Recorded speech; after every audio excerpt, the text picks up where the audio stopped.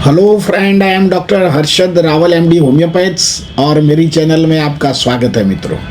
मित्रों आज हम एक मेटाबॉलिक डिजीज के बारे में बात करेंगे जिसका नाम है खून में यूरिक एसिड की मात्रा बढ़ना। इसको तो हम ऐसे गाउट भी बोलते हैं और गाउट में यूरिक एसिड की मात्रा भी बढ़ जाती है। तो आज हम ये डिजीज़ के बारे में बात करेंगे। तो ये यूरिक एसिड क्या है, उसका क्या साइन एंड सिम्टम्स है, इसका क्या कॉम्प्लिकेशंस बनता है, इसका कैसे इन्वेस्टिगेशन है। अभी ताजेतर में लोगों को प्रोटीन लेने के लिए सब मीडिया में आता है कि भाई ज़्यादा प्रोटीन खाइए, तो ये क्या खाना चाहिए और कौन सा प्रोटीन हमको खाना चाहिए और ज़्यादा प्रोटीन खाते तो क्या प्रॉब्लम्स होता है। इसके भी हम मिथ को भी हम आज डिस्कस करेंगे और इसके लिए जो 5 बेस्ट होम्योपैथिक मेडिसिन है इसके बारे में भी बताएंगे। मित्रों जैसे शरीर में हमको डायबिटीज़ हो जाता है, कोलेस्ट्रॉल हो जाता है, ऐसे यूरिक एसिड भी एक चयापचय का जो डिस्टर्बेंस होता है इसके जरिए हमारा शरीर में प्रोटीन की मात्रा बढ़ती है, इससे यूरिक एसिड की मात्रा बढ़ती है। कई बार प्रोटीन हमारा शरीर में पाचन नहीं होता है, इससे जरिए हमारा जो खून में प्यूरिन नाम का जो पदार्थ होता है, जो वेस्ट प्रोडक्ट होता है आपका चयापचय प्रोटीन के बाद, तो ये खून में पड़ा रहता है और वेस्ट प्रोडक्ट कई बार तो अमुक हद तक तो यूरिन आउटफ्लो फेंक देता है शरीर के बाहर, पर कई बार खून में उसकी मात्रा ज़्यादा हो जाती है। तो ज़्यादा होने से, प्यूरिन की मात्रा होने से यूरिक एसिड बढ़ता है, जिसको हाइपर यूरेमिक भी बोला जाता है। और इससे जरिए हमारा शरीर में जुदा जुदा अंगों में जुदा जुदा प्रॉब्लम्स भी क्रिएट करता है और कई बार तो ये डिजीज़ लाइफ एंड डेथ का भी सवाल हो जाता है। तो उसका क्या सिम्टम्स होता है, पहले तो हम कॉज की डिस्कस करेंगे, क्योंकि ये लाइफस्टाइल डिजीज़ है। हम ज़्यादा प्रोटीन खाते हैं या हम रेड मीट खाते हैं या ज़्यादा सीरियल्स लेते हैं, तो ये यूरिक जिन लोगों को डाइजेशन प्रॉपर नहीं होता है उसको जो यूरिन की जो खून में प्रोटीन की मात्रा बढ़ती है और उसका डाइजेशन नहीं होता है तो प्यूरिन भी बढ़ता है और यूरिक एसिड भी बढ़ता है। तो इसका क्या कॉज हमने पहले तो बताया कि भाई आपका वजन ज़्यादा हो, आप स्ट्रेस में रहते हो, प्रॉपर स्लीप नहीं रहते, लैक ऑफ एक्सरसाइज होती है, आप ज़्यादातर रेड मीट खाते हैं, ज़्यादा सीरियल्स वस्तु खाते हैं, जो दाल है, कठोर जिसको हम बोलते हैं, इससे कई बार 10 लोगों में से 4 लोगों को उसको प्रॉपर डाइजेशन नहीं होता है, तो इसके जरिए भी होता है।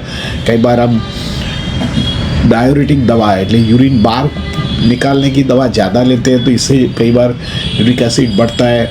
कई बार हमारा जेनेटिक वीक होता है तो उनको भी यूरिक एसिड की मात्रा बढ़ती है। जैसे डायबिटीज जेनेटिक कॉज है, फादर मदर को होता है तो लगभग दूसरी जनरेशन में ये आने की संभावना ज़्यादा रहती है। ऐसे यूरिक एसिड में भी है कि आपके जो फादर या फादर को यूरिक एसिड ज़्यादा होता है तो ये मेटाबॉलिक स्लो है, जेनेटिक वीक है, तो ऐसा भी माना गया है।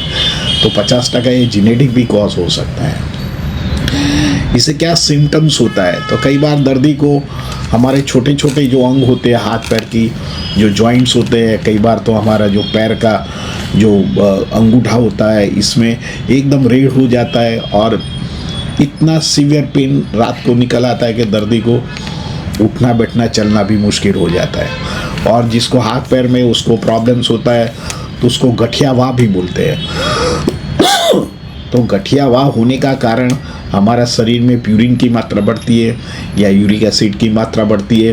ये किडनी बाहर फेंकने की प्रक्रिया थोड़ा स्लो कर देती है, इसी जरिए ये हमारा स्मॉल जॉइंट में ये यूरिक एसिड डिपॉजिट होता है, तो जो जॉइंट की फ्लेक्सिबिलिटी होती है ये वीक पड़ जाती है और हमको जॉइंट पेन भी होता है और चलने में भी मुश्किल हो सकता है। दूसरा कारण, जो लोगों को बराबर डाइजेशन प्रोटीन नहीं होता है तो उसको किडनी स्टोन बनने की भी प्रक्रिया रहती है। बार बार किडनी स्टोन बनना, जिन लोगों को शिकायत रहती है उनको खून की मात्रा जांच कराते हैं तो यूरिक एसिड की मात्रा ज़्यादा होती है, और जिन लोगों को यूरिक एसिड की मात्रा ज़्यादा होती है तो उन लोगों को बार बार स्टोन बनने की भी प्रक्रिया होती है।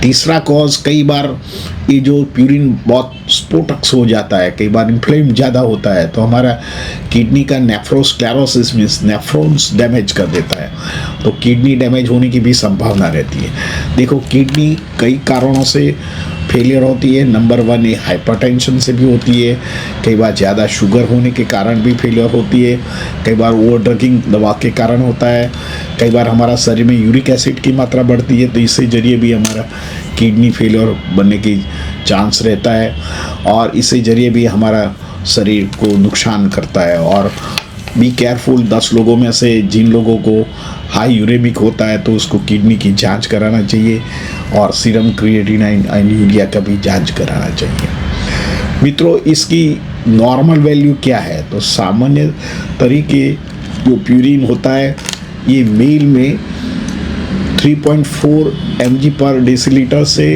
7 mg पर डेसीलीटर जो मेल में खून में पाया जाता है, तो ये नॉर्मल वैल्यू है। इसी तरह फीमेल में 3.4 mg पर डेसीलीटर से 6.2 mg पर डेसीलीटर जो यूरिक एसिड की मात्रा रहती है या प्यूरिन की मात्रा खून में रहती है, तो ये नॉर्मल वैल्यू है, तो उनको कोई घबराने की ज़रूरत नहीं है। पर इससे ज़्यादा रहता है तो कई बार उसका कॉम्प्लिकेशन जॉइंट में भी बनता है, स्मॉल जॉइंट में किडनी में स्टोन बनना, या आपको तो किडनी फेलियर हो जाना, या आपको डाइजेशन में प्रॉब्लम हो जाना, जॉइंट पेन होना, ये सब कॉम्प्लिकेशंस बनता है। तो उसको कैसे जांच करते हैं? तो उसको एक तो सीरम यूरिक एसिड का नाम का टेस्ट करते हैं, इसे जांच पड़ता है।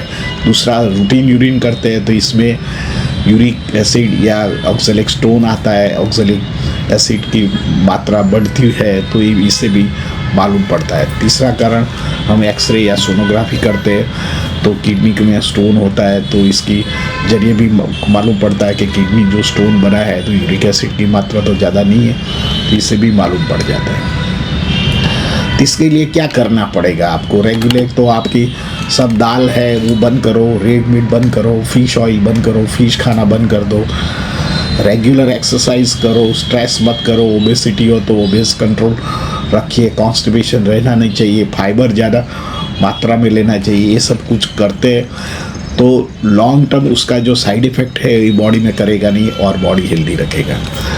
अभी मित्रों, लोगों को प्रोटीन लेने के लिए सब जगह सोशल मीडिया सब प्लेटफॉर्म पर आप देखते हैं तो प्रोटीन ज़्यादा लेने के लिए बताया गया है।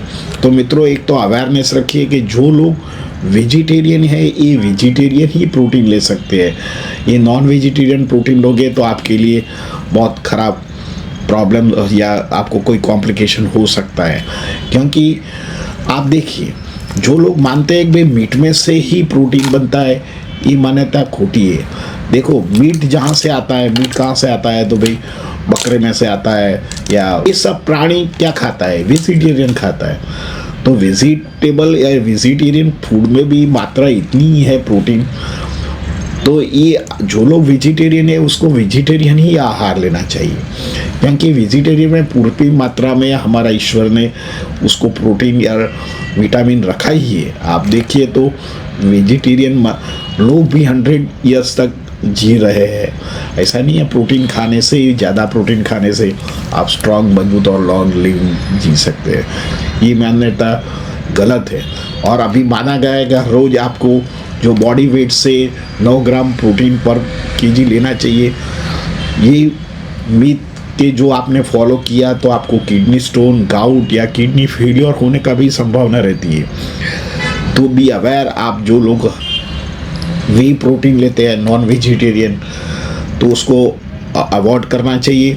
जो लोग नॉन वेजिटेरियन है, ये नॉन वेजिटेरियन प्रोटीन खाए तो कोई वांधा नहीं है, पर ज़्यादा प्रोटीन खाओगे शरीर में प्यूरिन की मात्रा बढ़ेगा और किडनी में स्टोन या किडनी फेलियर होने का 100% संभावना रहती है। तो मेरे को यंगस्टर को एक सलाह है कि आप सोशल मीडिया में जाके आप ज़्यादा प्रोटीन लोगे तो आपको खुद को, शरीर को आप नुकसान कर पाओगे। इसलिए जो भी खुराक खाया है हमारा फोर फादर ने, क्या हमारा पेरेंट्स ने, वो खुराक खाइए, रेगुलर एक्सरसाइज कीजिए, स्ट्रेस मत कीजिए।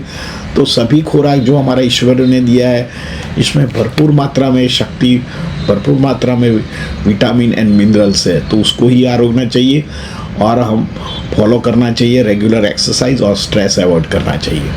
तो मित्रों, यही मीथ है। तो ज़्यादा प्रोटीन खाने से आप बराबर अवेयर हो जाइए और प्रोटीन की मात्रा आपके शरीर के अनुसार लीजिए। मित्रों, होम्योपैथिक में इसके लिए बहुत मास्टर ड्रग्स है, तो ऐसे मैं 5 मेडिसिन बताता हूँ। ये मेडिसिन सबसे पहले है बेंजोइक एसिड, दूसरा नंबर का है कॉल्चिकम, तीसरा नंबर का है लाइकोपोडियम, चौथा नंबर की जो दवा है ये नक्सवामिका, पांचवा नंबर की दवा है आप यूरेनस नाइट्रिकम। ये दवा सब कुछ हमारा शरीर में बढ़ा हुआ यूरिक एसिड घटा देता है। तो ये दवा आपको 30 पोटेंसी में हफ्ते में 2 बार लेना चाहिए और 3 से 6 महीना ये जो दवा का कोर्स करते हैं तो धीरे धीरे यूरिक एसिड की मात्रा घट जाएगा। साथ में आप फाइबर ज़्यादा लो, प्रोटीन की मात्रा घटाइए और आप मुग का प्रोटीन हर रोज ले सकते हैं। जिन लोगों को प्रोटीन की मात्रा ज़्यादा है, पानी ज़्यादा पीना चाहिए, फल फ्रूट ज़्यादा खाना चाहिए, रेगुलर एक्सरसाइज करो, प्रॉपर स्लीप लो, तो आप बढ़ा हुआ यूरिक एसिड कंट्रोल में आ सकता है और आपकी हेल्थ भी अच्छा हो सकता है। मित्रों, हमारा वीडियो आपको अच्छा लगता है तो लाइक कर दीजिए, शेयर कर दीजिए एंड सब्सक्राइब कर दीजिए। Thank you very much.